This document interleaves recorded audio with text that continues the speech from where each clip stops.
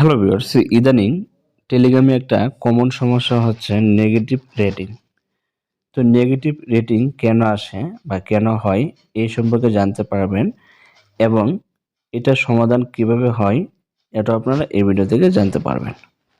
তার আগে বলে রাখি, আপনারা যারা টেলিগ্রামে স্টার বিক্রি করতে চান তো আপনারা অবশ্যই আমাদের টেলিগ্রাম চ্যানেলে জয়েন করবেন। জয়েন করার পর সরাসরি আমাদেরকে ইনবক্স করবেন। আর আপনাদের যে কোনো অ্যামাউন্ট, কম থেকে বেশি যে কোনো অ্যামাউন্টের স্টার আমাদের কাছে বিক্রি করতে পারবেন। তো এটা হচ্ছে আমাদের প্রোফাইল, এখানে ক্লিক করে আমাদেরকে সরাসরি ইনবক্স করবেন। তো এখন কথা হচ্ছে আপনার প্রোফাইল ঠিক আছে কিনা বা নেগেটিভ আছে কিনা এটা কিভাবে চেক করবেন। প্রথমে আপনি আপনার অ্যাকাউন্ট থেকে প্রোফাইলে আসবেন। আসার পর যদি দেখেন এরকম নেগেটিভ রেটিং রয়েছে, তার মানে আপনার অ্যাকাউন্টে সমস্যা আছে।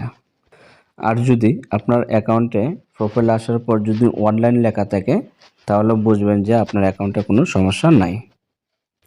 তো এখন কথা হচ্ছে নেগেটিভ রেটিং এটা কেন আসে বা কেন হয়। এটার অনেকগুলো কারণ রয়েছে, এর মধ্যে একটা মেইন কারণ হচ্ছে যেটার কারণে 95% ধরতে পারেন নেগেটিভ রেটিং আসে।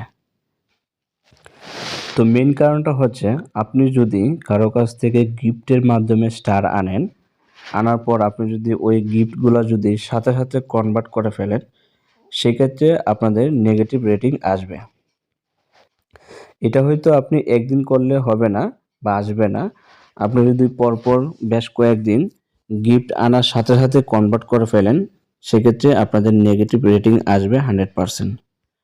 এবং আপনি যদি এই গিফটের মাধ্যমে যে স্টারগুলো আপনি আনলেন ওইগুলো যদি 1 সপ্তাহ বা 15 দিন বা 1 মাস পরে যদি কনভার্ট করেন, সেক্ষেত্রে আপনার এটা নেগেটিভ রেটিং আসবে না। তো অনেকে আছেন যারা গিফট নেওয়ার সাথে সাথে কী করেন, এখান থেকে কনভার্ট করে ফেলেন।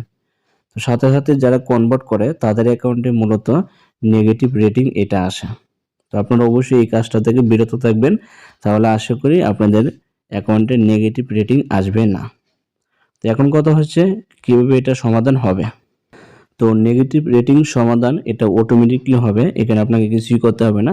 এখানে দেখেন, এখানে তারা কিন্তু লিখে দিয়েছে this rating will update in 16 days, 15 points আর পেন্ডিং। মানে এখানে তারা বলতেছে যে আমার অ্যাকাউন্ট থেকে 16 দিন পর আমার অ্যাকাউন্টটি তারা অটোমেটিকলি ঠিক করে দেবে। তো আপনার যখন রেটিং আসবে নেগেটিভ রেটিং, তখন এখানে আপনার টাইমটা শো করবে।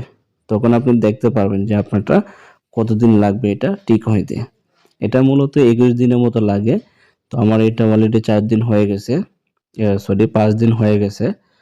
তো এইখানে যে টাইমটা দেওয়া থাকবে ওই টাইম অনুযায়ী আপনার অ্যাকাউন্টটা ঠিক হবে। এবং আপনি যদি পরপর আবার এরকম কাজ করেন তাহলে হয়তো আপনার নেগেটিভ যে রেটিং আছে এটা আরও বেশি হয়ে যেতে পারে। তো আপনারা অবশ্যই যদি এরকম নেগেটিভ রেটিং আসে, আপনারা কেউ স্টার কনভার্ট করবেন না। কেউ যদি গিফট করে রাখে তারপর আপনি এটা কনভার্ট করবেন না। দরকার হলে 21 দিন পর আবার যখন এটা সলভ হবে তখন আপনি কনভার্ট করবেন।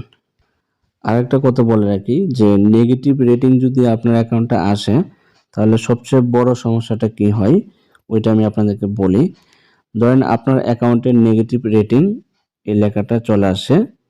তো আপনি যদি আপনার অ্যাকাউন্ট থেকে আমার টেলিগ্রাম চ্যানেলে যদি আপনার স্টার গিফট করেন বা রিঅ্যাক্ট দেন, তখন কি হবে, আমার টেলিগ্রাম চ্যানেল থেকে ওই স্টারগুলো আপনার রিফান্ড হয়ে যাবে।